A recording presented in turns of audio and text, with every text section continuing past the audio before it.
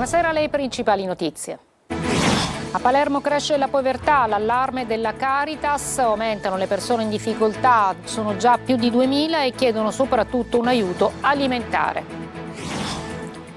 Si intensificano i controlli delle forze dell'ordine in vista del Capodanno. Tra Messina, Palermo e Catania sequestrate 4 tonnellate di botti illegali.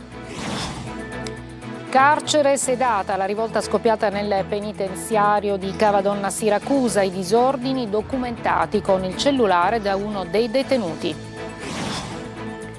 Sicilia, nel 2025 aumentano le nuove imprese, ma il tessuto economico rimane fragile, secondo l'analisi di Asso Esercenti.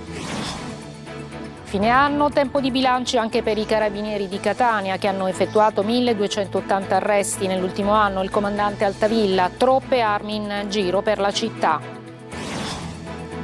Tutto pronto al Teatro Massimo Bellini di Catania per il concerto di Capodanno in programma il 1° gennaio alle 19. Sarà trasmesso in diretta su Antenna Sicilia, in streaming su Sicilia Web. La replica su Telecolor il 3 gennaio alle 20. Calcio, il Catania pensa alla trasferta di domenica a Foggia, mentre la dirigenza lavora sul mercato di riparazione, attesi a breve un paio di colpi per rafforzare la rosa.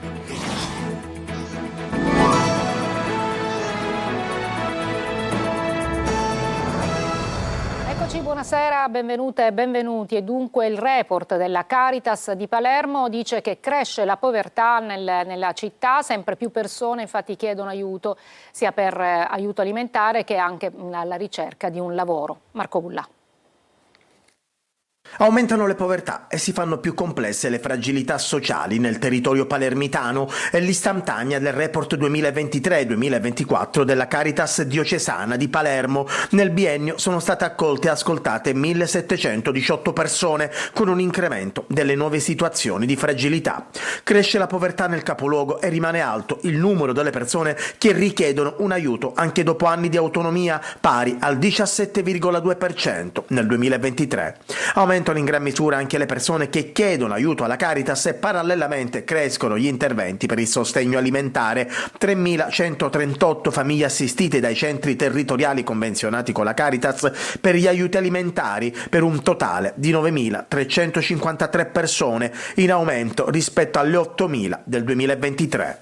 Uno spaccato desolante del report è quello che riguarda le persone sole senza fissa dimora. La fascia d'età più rappresentata è quella tra i 45 e i 54 anni, mentre solo il 10,4% delle persone incontrate ha un lavoro. Crescono i senza dimora, pari a 202 persone rispetto alle 182 del 2023. Le principali criticità rilevate riguardano il lavoro, il 31,8%, poi la casa, il 23,5%, la salute, il 14%, infine famiglie e relazioni al 14% e poi giustizia e detenzione al 5,8%.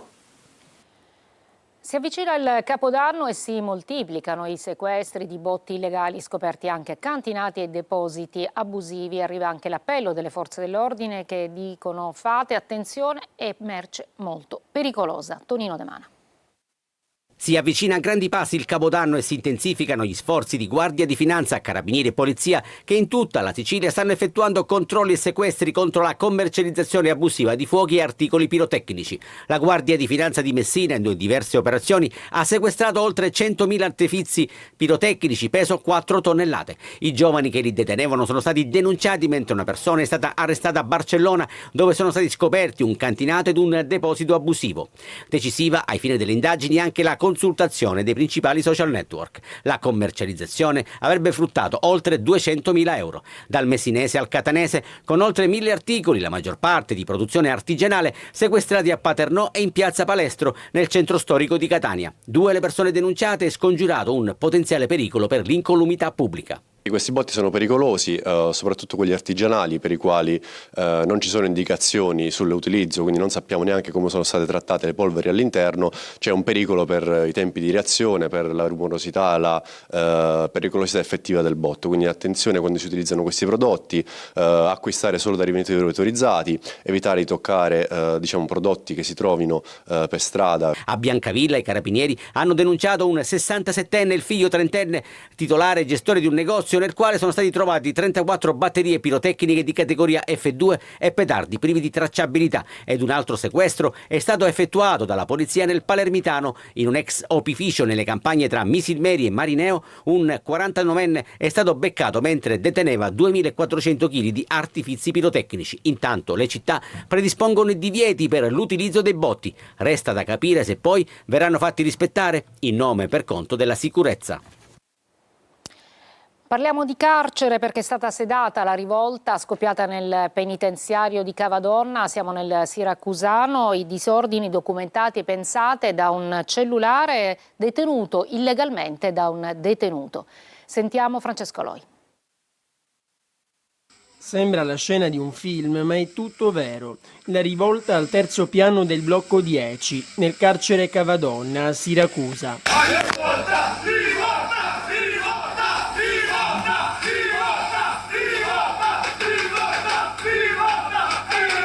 Questo video è stato girato da un detenuto, l'ennesima testimonianza che i cellulari arrivano fin dentro le celle. Una sessantina contro 30 agenti che erano entrati nella terza sezione per riportare la calma. Da giorni, infatti, l'intero blocco protestava per l'acqua delle docce non abbastanza calda e per la presenza di cimici. I detenuti hanno innalzato delle barricate, poi hanno impugnato gli idranti rivolgendoli verso gli agenti, con il risultato che l'intera sezione è stata allagata. La direzione ha dovuto richiamare 120 agenti per inviarli nei vari blocchi e far rientrare i detenuti. Il problema è scoppiato al terzo piano. Alcuni detenuti facinorose hanno iniziato a protestare spingendo gli agenti che erano entrati in sezione, quindi spingendoli fuori dalla sezione. Così sono servite diverse ore per mettere fine alla rivolta. Nel frattempo un agente è rimasto ferito, anche se lievemente. Per non lasciare prove, alcuni detenuti hanno distrutto le telecamere di videosorveglianza, senza pensare però che qualche compagno stava registrando tutto questo con il suo cellulare. I detenuti rischiano da 1 a 5 anni, coloro i quali hanno iniziato la rivolta. E se questo ci mettiamo anche le aggravanti, che sono distruzione di immobili dell'amministrazione, minaccia a pubblico ufficiale, quindi il reato diventa molto più complesso. L'Agenzia del Demanio, il Comune di Catania e l'Università degli Studi hanno firmato un accordo per la rigenerazione del patrimonio immobiliare pubblico. Il progetto è stato presentato oggi al Palazzo di Città. Luca Ciliberti. Nel cuore del centro storico di Catania, a pochi passi dal monastero dei Benedettini, si trova l'ex caserma Mocca Gatta, edificio che ha attraversato secoli di trasformazioni riflettendo le esigenze della città e dello Stato. Originariamente convento, poi caserma militare, oggi edificio che risulta occupato abusivamente, ma è previsto un intervento per liberarlo e destinarlo a un progetto di rigenerazione urbana e sociale. L'ex Palazzo delle Poste ospiterà invece la nuova cittadella della giustizia. L'ex educandato Regina Elena di Via Cifali, da anni non utilizzato, diventerà sede del Tribunale dei Minori. Il Castello Ursino, già museo civico, potrà diventare un vero e proprio polo culturale con laboratori e servizi digitali. Catania cambia volto, o almeno questo è l'obiettivo del percorso cominciato oggi con la firma del piano di riqualificazione del patrimonio immobiliare pubblico sottoscritto dal Comune con l'Agenzia del Demanio e l'Università. Valorizzare che cosa vuol dire? Non vuol dire riempire un immobile, ma vuol dire dare la giusta destinazione all'immobile, e questa destinazione non può che essere concordata con il territorio. Il piano degli immobili pubblici di Catania ha un primo portafoglio immobiliare di 17 beni, 12 di proprietà dello Stato, 4 di proprietà del Comune e 1 di proprietà della città metropolitana di Catania. Chiamerai i sindacati per dire sediamoci attorno al tavolo? Abbiamo sempre condiviso i processi di decisione attraverso una partecipazione complessiva, ma se non l'abbiamo fatto preventivamente è solo perché in questo momento non c'è nulla da decidere, ma semplicemente l'avvio di un percorso. Il piano, inizialmente sollecitato proprio dagli stessi sindacati come strumento per intervenire sull'emergenza abitativa tramite la riqualificazione degli immobili pubblici inutilizzati, sembrerebbe ora orientato, dicono gli stessi sindacati, verso logiche lontane dal welfare urbano. Una lettera minatoria è stata recapitata al sindaco di Calamonaci, siamo nell'Agrigentino, Pino Spinelli, nella quale si legge: non rompere più a Ribera, pensa al tuo territorio. È secondo una prima ipotesi, il riferimento a Ribera potrebbe riguardare lo scuolabus acquistato dal comune di appunto Calamonaci per consentire ai bambini di Ribera di raggiungere il plesso della scuola locale. Sicilia, nel 2025 aumentano le nuove imprese, ma il tessuto economico rimane fragile, secondo l'analisi della Sosercenti. Sentiamo Orazio Longo. La buona notizia è che il sistema imprenditoriale siciliano chiude il 2025 con un bilancio positivo che conta oltre 4.000 nuove imprese, in netta controtendenza rispetto all'anno scorso. D'altro canto però il tessuto economico rimane fragile. È quanto emerge da uno studio di Assoesercenti su dati di Infocamere che fotografa un quadro negativo nei settori più rappresentativi dell'economia siciliana. Bisogna guardare in prospettiva futura con fiducia. Il dato incoraggiante è che abbiamo maggiore iscrizione e minore cessazione, nonostante ancora permangono i saldi negativi nei vari settori. Nel corso del 2025 il 22% delle nuove attività imprenditoriali si concentra in 3 ambiti: commercio, edilizia e agricoltura. Quest'ultima chiude comunque l'anno con una perdita di oltre 1.400 imprese. Il commercio registra un saldo negativo di 3.200 imprese, mentre nel turismo le chiusure sono crollate del 30%. Catania e Palermo rappresentano le province con il maggior numero di nuove imprese avviate, ma anche quelle con il più alto numero di cessazioni. Per Assoesercenti è necessario ridurre i costi energetici e attenuare l'impatto dei tassi di interesse, sostenendo la liquidità. Notiamo l'assenza di misure specifiche per gli esercizi di vicinato e soprattutto per cercare di bloccare il processo di desertificazione dei centri storici e la chiusura di centinaia e migliaia di esercizi di vicinato e piccole botteghe.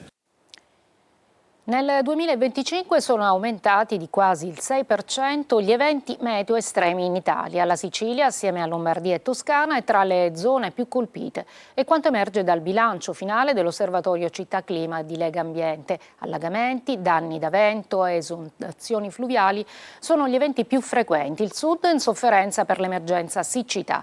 I danni subiti, secondo uno studio dell'Università di Mannheim, ammontano a quasi 12 miliardi. Fra le province Messina e Palermo rientrano tra le prime 10 più colpite. Una breve pausa e poi il bilancio dell'attività dei Carabinieri di Catania.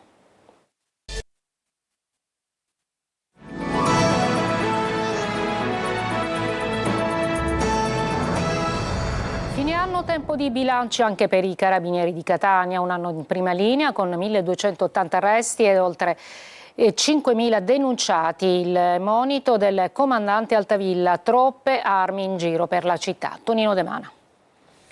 Un anno in prima linea, al servizio della gente e tra la gente, con 158.000 persone identificate, 1.280 arresti, 746 servizi coordinati a largo raggio ed oltre 5.000 denunciati. Fine anno, tempo di bilanci anche per i Carabinieri di Catania, tante le operazioni portate a termine, dai blitz Mercurio e Naumachia che hanno decapitato cellule vicine ai Santa Paolo Ercolano, all'operazione Cerbero che ha permesso di smascherare un sodalizio affiliato ai Custodi milanesi, passando ai controlli del NAS, del NIL e del Nucleo Ambientale Ecologico, impegnato in un'intensa attività di contrasto ai reati ambientali. Particolare riguardo alla violenza di genere, come sottolinea il comandante provinciale dei Carabinieri Salvatore Altavilla. Oltre 1 migliaio i casi che abbiamo registrato e che abbiamo seguito, ai quali sono derivati 240 casi addirittura dei provvedimenti restrittivi da parte degli autori.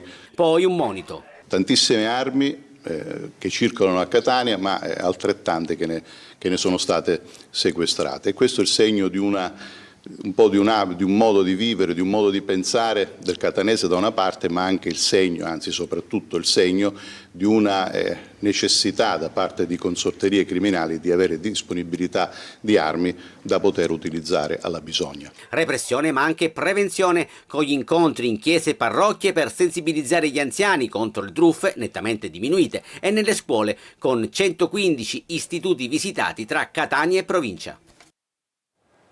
Tutto pronto al Teatro Massimo Bellini di Catania per il concerto di Capodanno, in programma il 1 gennaio alle 19. Sarà trasmesso in diretta su Antenna Sicilia, replica il 3 gennaio su Telecolor e in streaming su Sicilia Web. Orazio Longo.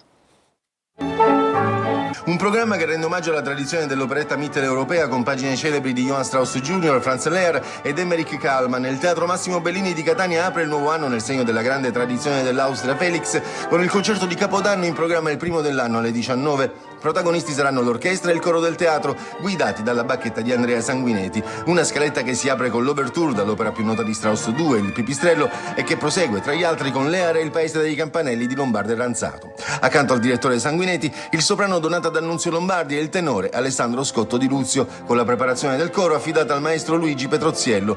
Non mancheranno i grandi valzer simbolo di un'epoca come il valzer dell'Imperatore e l'Intramontabile sul bel Danubio blu, brano simbolo della tradizione viennese, accanto alla polca sotto tuoni e fulmini.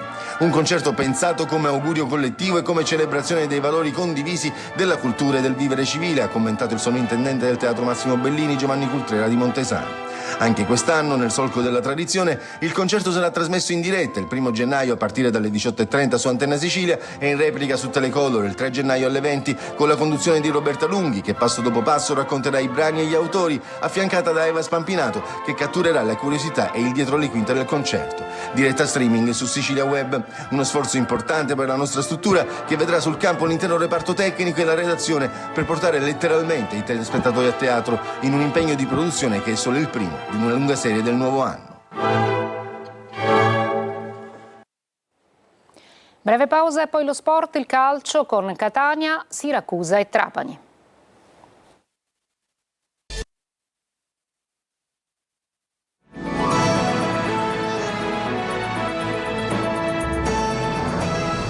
Eccoci al calcio, Catania concentrato sulla trasferta di domenica prossima, Foggia che aprirà il 2026, ma la società lavora anche sul mercato, attesi a breve un paio di colpi per rafforzare la rosa, definito intanto il calendario delle prossime partite. Francesco Triolo.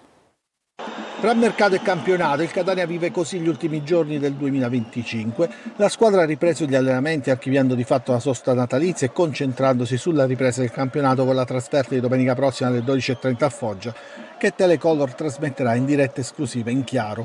Toscano deve necessariamente lavorare a una soluzione diversa rispetto a quanto visto nell'ultima partita. Per la sfida dello Zaccaria, infatti, il tecnico ha perso Lunetta, squalificato per una giornata, ma ritrova Di Gennaro che il turno di stop lo ha scontato e dovrebbe tornare tra i titolari con il ballottaggio tra Allegretti e Pieraccini per la maglia di braccetto di destra del reparto arretrato. Buoni segnali arrivano da Gherardi in fase di recupero dall'intervento per l'ernia discale, ma non ci sarà per il match di domenica. In tutto questo sono attesi i primi colpi di mercato. Il nome più quotato per aprire la sessione di gennaio è sempre quello di Giovanni Bruzzaniti, per il quale il Catania sta definendo con il Pineto gli ultimi aspetti necessari per perfezionare l'operazione. Attenzione alta sulla difesa con Mirko Miceli, 34 anni, attualmente in forza al Monopoli, che rappresenta un obiettivo concreto per i rossazzurri. Smentita intanto la possibile partenza di Rolfini, al quale si era interessato il Lecco. La punta dovrebbe rimanere in rossazzurro anche nella seconda parte della stagione e la Lega Pro ha ufficializzato anche il programma delle prossime gare dalla quinta alla 12ª giornata. Ben 4 sfide serali per il Catania, il doppio turno casalingo di venerdì 6 febbraio con il Trapani e martedì 10 febbraio con l'Audace Cerignola, il big match di Benevento giovedì 5 marzo e la sfida interna con la Casertana il 9 marzo. L'altra partita di cartello, quella in trasferta con la Salernitana, si giocherà domenica 1 marzo alle 14:30, il derby di Siracusa invece in programma sabato 14 febbraio alle 17:30. Di nuovo al lavoro Siracusa e Trapani in vista della ripresa del campionato. Vigilia anche di calciomercato, diversi movimenti in uscita nel Trapani. Nel Siracusa si attende ancora il pagamento degli arretrati, ma anche di conoscere l'entità della penalizzazione. Franco Cammarasana. Ripresa della preparazione ieri per Siracusa e Trapani, impegnate domenica tra le mura amiche, il Siracusa con la Salernitana, il Trapani col Casarano. Vigilia anche di calciomercato con le due società già all'opera per adeguare i propri organici, soprattutto il Trapani che ha cambiato la direzione sportiva della società esonerando Andrea Mussi, sostituendolo con Luigi Volume, il quale, oltre alla gestione sportiva, si occuperà di programmazione e strategie tecniche. Diverse già le trattative avviate, soprattutto in uscita, dovendo la società alleggerire il monte emolumenti. Grandolfo, Fischnaller, Ciotti, Vasquez, Negro e Canotto i giocatori per i quali sarebbero già pervenute delle richieste. Nel Siracusa il presidente Ricci ha chiesto intanto di pazientare ancora qualche giorno per il pagamento del saldo degli emolumenti al 31 ottobre che dovevano essere corrisposti alla ripresa degli allenamenti. Nei prossimi giorni, probabilmente l'8 gennaio, si conosceranno anche i punti di penalizzazione per il mancato rispetto dei versamenti di INPS e IRPEF in scadenza il 16 dicembre. Sul fronte mercato, richieste per Valente, Ba e Alma. È tutto per questa edizione, grazie per l'ascolto e buon